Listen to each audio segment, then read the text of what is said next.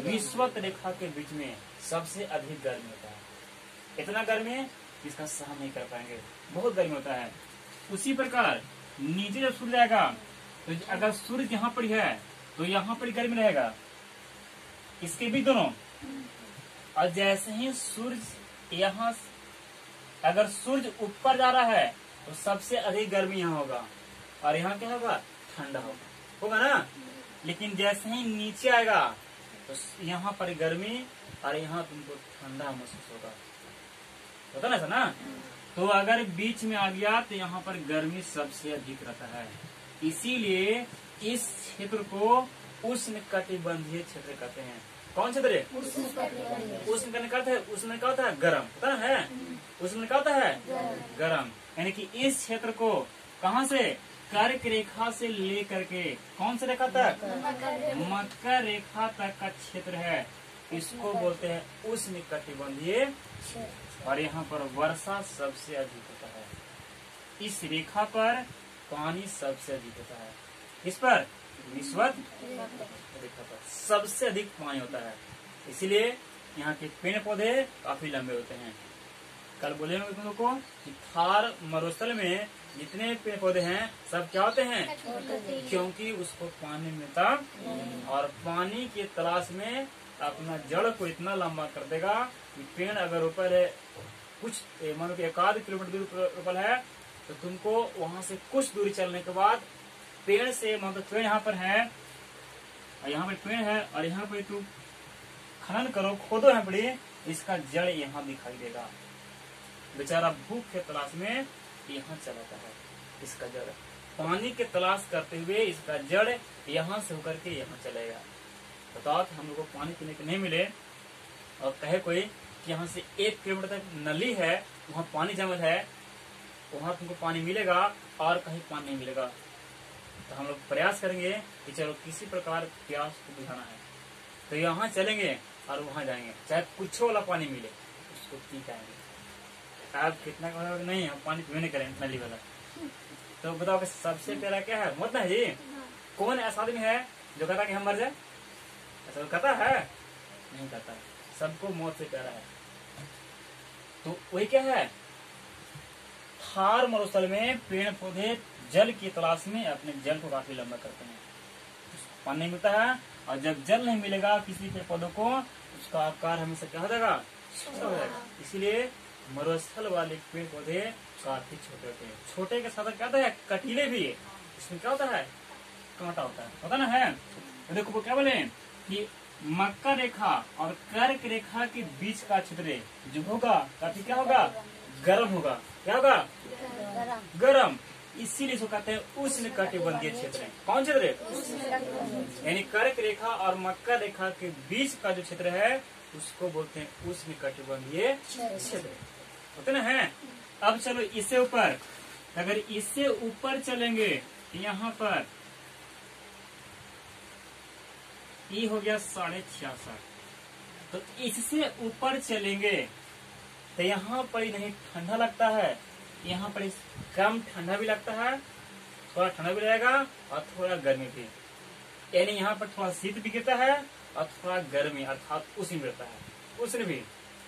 तो जब इसके ऊपर बढ़ेंगे, कहाँ से, कर्क रेखा से ऊपर चलेंगे तो इस यानी कि आर्कटिक रेखा तक का क्षेत्र रहेगा। इसमें हमें थोड़ा सा गर्मी लगेगा भी और थोड़ा सा ठंडा भी लगेगा, अर्थात उष्ण भी और शीत भी। जब ठंड पड़ेगा तो शीत गिरना शुरू करेगा, ये यानी कि इसमें हमें थोड़ा ठंडा भी थोड़ा क्या, इसीलिए इसका नाम पड़ गया शीतोष्ण। क्या नाम पड़ा, शीतोष्ण करने का तो शीत भी और उष्ण भी, शीत और क्या, उष्ण। यानी शीत भी गिरेगा, ठंडा भी लगेगा और उष्ण में क्या होता है, गर्म भी लगेगा। तो भारत अब कहाँ है ये देखना है। तो इस क्षेत्र को बोलते हैं शीतोष्ण कटिबंधीय। कौन क्षेत्र है, यहाँ पर ही बोलते हैं शीतोष्ण। इसको फिर बता दो।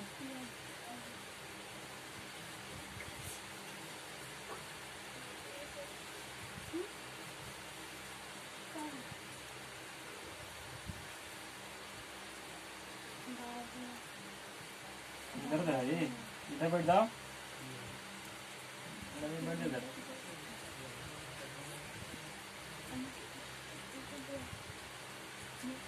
बोलो इसको क्या बोलते हैं? क्या बोलते हैं? उष्णकटिबंधीय क्षेत्र बोलते ना है। किसके बीच? कर्क रेखा और किसके बीच?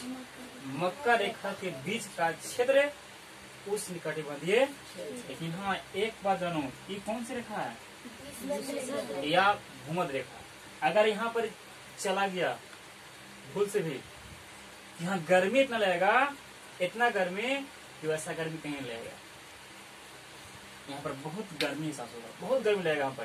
किस रेखा पर? विषुवत। लेकिन हाँ 12 बजे से मानो कि सुबह से लेकर के शाम को 1 बजे तक काफी धूप रहेगा, लेकिन शाम के समय यहाँ पानी होता है। प्रत्येक दिन यहाँ पानी पड़ता है। किस रेखा पर? विषुवत रेखा पर प्रत्येक दिन वर्षा होता है। इसलिए सुबह से लेकर के 1 बजे तक एकदम सीझो और शाम के मिलेगा पानी, तो ठंडा हो जा और फिर वही प्रक्रिया चालू होगा कल की। तो अगर ऊपर चलेंगे यहाँ पर ही, तो यहाँ पर हमें गर्मी लगता है और क्या ठंड भी, इसीलिए इसको बोलते हैं शीतोष्ण। क्या बोलते हैं?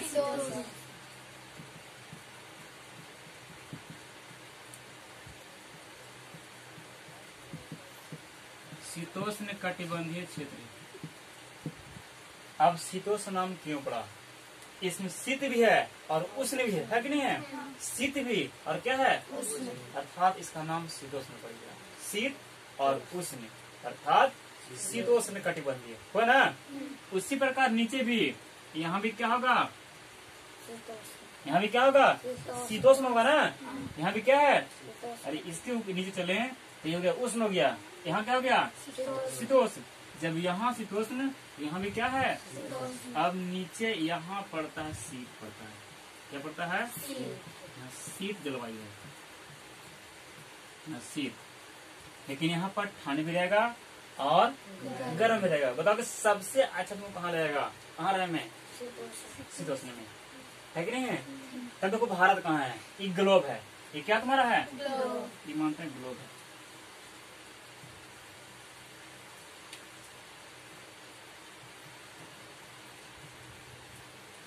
ग्लोब मानते हैं। अब देखना है ग्लोब में भारत क्या है। बोलो ई कौन सा क्षेत्र है? उष्णकटिबंधीय। यहाँ से यहाँ तक कौन कटिबंधीय? यहाँ से यहाँ कौन क्षेत्र है? शीतोष्ण है। यहाँ शीतोष्ण है।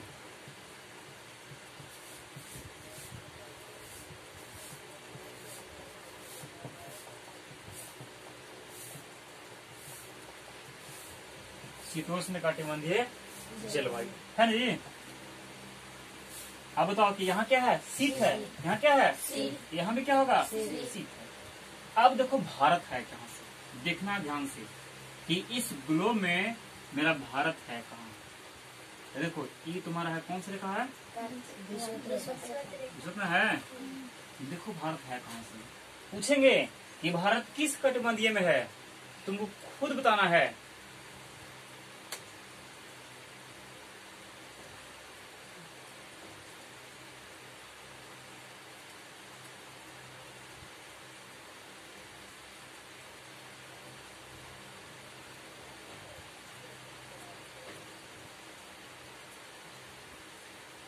चलो सही बना दो। अब बोलो ऊपर भी है इधर है, देखा जी।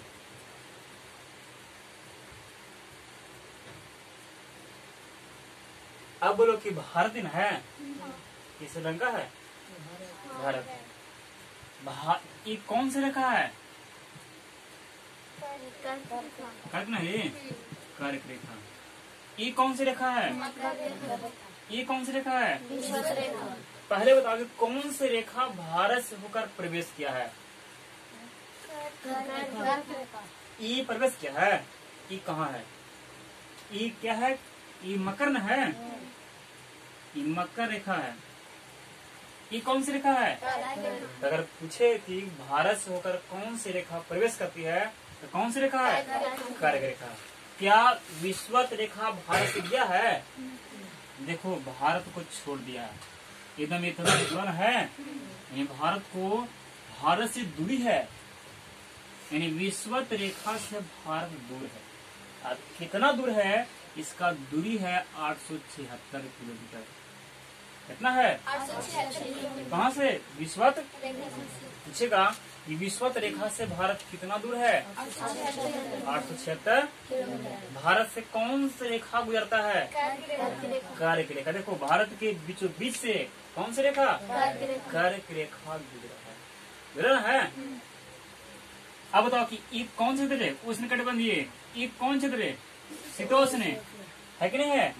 बताओ कि भारत किस कटिबंध में पड़ता है? इसमें शीतोष्ण में। और ई आधा से पूछेगा कि भारत में कैसा कटिबंध है, कैसा जलवायु है? उष्ण है कि शीतोष्ण है? तो देखो भारत में शीतोष्ण नहीं है, भारत में शीतोष्ण नहीं है, भारत में उष्ण कटिबंधीय जलवायु है। अगर शीतोष्ण रहता तो ठंडा आता है, तो ठंडा इतना कस के पड़ता है कि एक वो रजाई से काम नहीं चलेगा। समझा? कब? जब शीतोष्ण रहेगा तब। जब यहाँ ठंडा इतना कस के पड़ता है तो उस ठंडा का तुम एक कंबल से सहन नहीं कर पाएगा। गर्मी इतना कस के पड़ेगा कि उस गर्मी को तुम सहन नहीं कर पाएगा। और भारत इसमें क्या है? भारत ऐसा प्यारा देश अभी तक कोई विश्व में है नहीं। देखो भारत को कैसे कौन बचाता है। इधर से काफी एकदम चलता शीत, ये क्या है? शीतलहर है।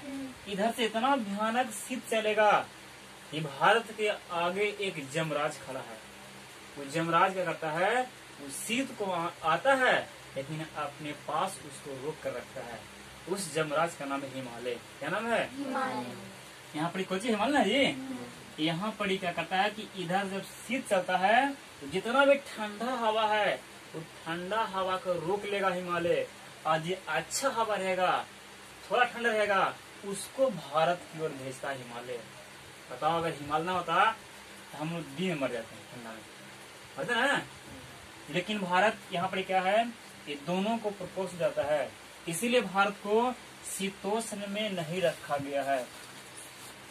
अगर शीतोष्ण बोले इसमें ठंड भी अधिक और गर्मी क्या होगा?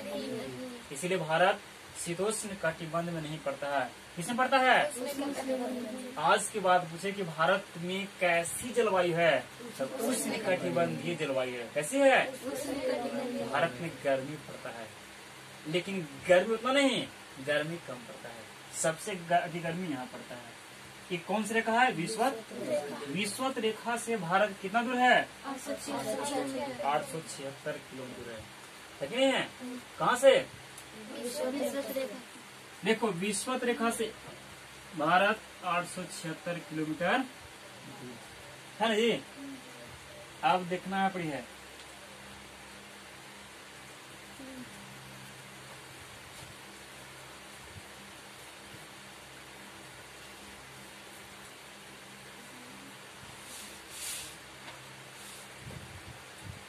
देखो ये क्या है? कौन सी रेखा है? अगर नीचे पार तो कौन सी रेखा? और नीचे पार तब मकर रेखा, ऊपर पार तब विषुवत रेखा एक ऐसी रेखा है जो पृथ्वी को दो भागों में बांटती ना है। देखो जब ऊपर है तो इस आधे भाग को बोलते अर्थ भाग, यानी कि विषुवत रेखा से उत्तर की ओर जाने पर इसको बोलते हैं उत्तरी गोलार्ध। कौन सा गोलार्ध? और इसको दक्षिण है। इसको दक्षिणी गोलार्ध, और इसको क्या बोलते हैं? और इसको क्या बोलते हैं? देखो ये विषुवत रेखा है, इसके ऊपर उत्तरी गोलार्ध, इसके नीचे, और ऐसे खींचे तो इसको बोलते देशांतर रेखा, बोलते ना है। इसको बोलते हैं पूर्वी देशांतर, और इसको पश्चिमी देशांतर। इसको पूर्वी और इसको पश्चिमी। ऐसा है में, यानी पूर्वी है, ये क्या है? पश्चिमी। अब हम अभी बोले तुमको कि अक्षांश रेखा जो पूरब से पश्चिम की ओर खींचा गया है, वही ना जी, और देशांतर रेखा जो उत्तर से दक्षिण की ओर खींचा गया है। बोलो अक्षांश रेखा कितने हैं? अक्षांश रेखा 180 है, लेकिन इसको जोड़े कितना होता है? 100 पता ना है। अब देशांतर कितने हैं? तो इस प्रकार बना है देशांतर रेखा, लगभग इधर 180 को बना है। 160 कितना? इधर 180 और इधर 180, कितना हो गया? 360। यानी देशांतर रेखाओं की संख्या कितना है? 360। ऐसा में अक्षांश कितने हैं? 180। कितने हैं? देशांतर कितने हैं? बोलो पूरब से पश्चिम की ओर खींची गई रेखा को बोलते हैं अक्षांश रेखा। कौन सी रेखा? और उत्तर से दक्षिण की ओर खींची गई रेखा को बोलते ना है अक्षांश। कितने हैं? 180। कितने हैं? और देशांतर कितने हैं? ये कौन सा गोलार्ध है? उत्तरी गोलार्ध। कौन सा गोलार्ध? और ये कौन सा गोलार्ध है? दक्षिणी गोलार्ध। ये कौन सा देशांतर है? पूर्वी देशांतर। और ये पश्चिम। सबका समझ ना? ये भारत हमारा अब किस गोलार्ध में है उसको देखना है। देखो भारत यहाँ पर ही था। हाँ जी, बोलो भारत किस गोलार्ध में है? पूछेगा भारत किस गोलार्ध में है? तो भारत पड़ता है उत्तरीय गोलार्ध में। किसमें? अगर यहाँ से पार दें, पूछे फिर भारत किस गोलार्ध में है, तब क्या होगा? तो बताना है कि भारत उत्तर पूर्वी गोलार्ध में है। ये बीच का हिस्सा बोलते हैं उत्तर पूर्व, इसको बोलते हैं उत्तर पश्चिम, इसको बोलते हैं दक्षिण पश्चिम। बोलते ना है ये जो तुम्हारा है ये क्या है? दक्षिण पश्चिम में है। ये क्या है? उत्तर पश्चिम में। उत्तर दक्षिण है जी, हाँ सॉरी दक्षिण है कि नहीं है? तो भारत यहाँ पड़ता है। तो पूछेगा भारत किस गोलार्ध में है? तो भारत उत्तर पूर्वी गोलार्ध में है। इसमें है उत्तर पूर्वी गोलार्ध। ठीक पूछेगा कि भारत किस देशांतर में पड़ता है? तो पूर्वी देशांतर। इसमें यानी पूर्वी देशांतर में भारत स्थित है। तो कैसा है में? तो ये भारत का था कि भारत यहाँ पड़ता है। अब लिखो जल्दी।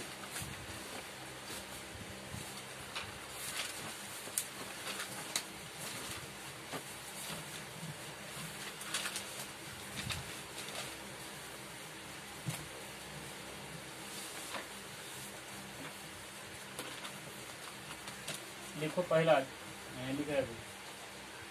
देखो पृथ्वी पर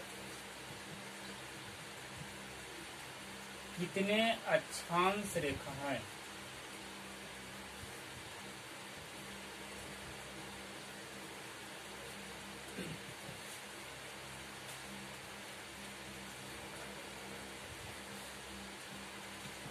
दूसरा उत्तर से दक्षिण की ओर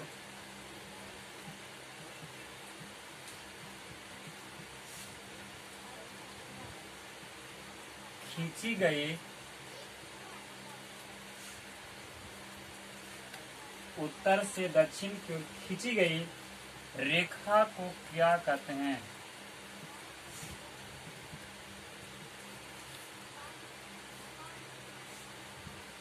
रेखा को क्या कहते हैं?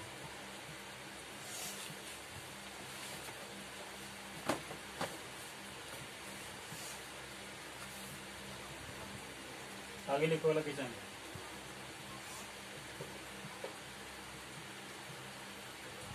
पूर्व से पश्चिम की ओर, पूर्व से पश्चिम की ओर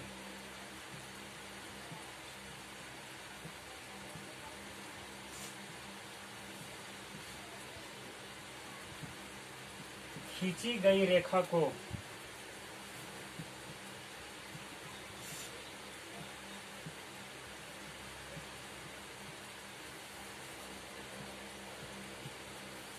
क्या कहते हैं? पूर्व से पश्चिम की ओर खींची गई रेखा को क्या कहते हैं?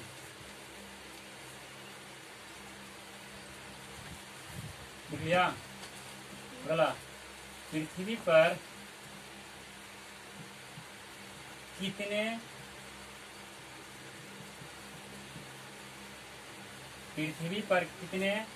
देशांतर रेखा हैं? पृथ्वी पर कितने देशांतर रेखा हैं? लिख लिया? आगे लिखो। देखो, दो अक्षांशों के बीच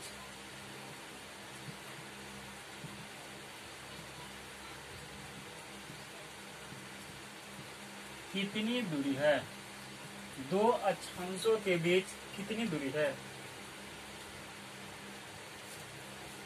दो अक्षांशों के बीच कितनी दूरी बताना है? कितना है? 111 किलोमीटर है जी। अरे 876 किलोमीटर दूर किसे है? विषुवत रेखा से। देखो बोला, कौन सी रेखा पृथ्वी को दो भागों में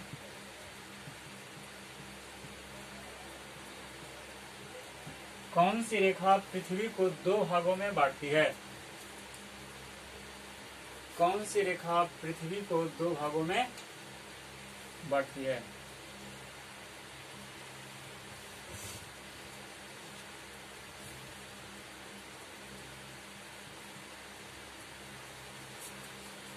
अभी लिखिएगा, भारत में किस प्रकार की जलवायु है?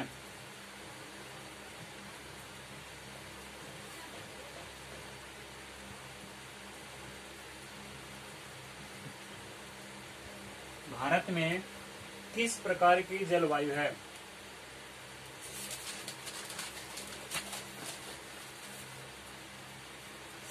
भारत में किस प्रकार की जलवायु है?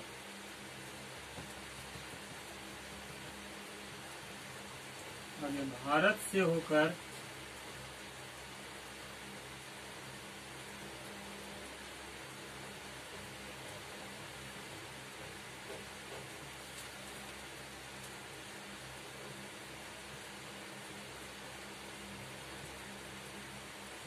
होकर कौन सी रेखा गुजरती है?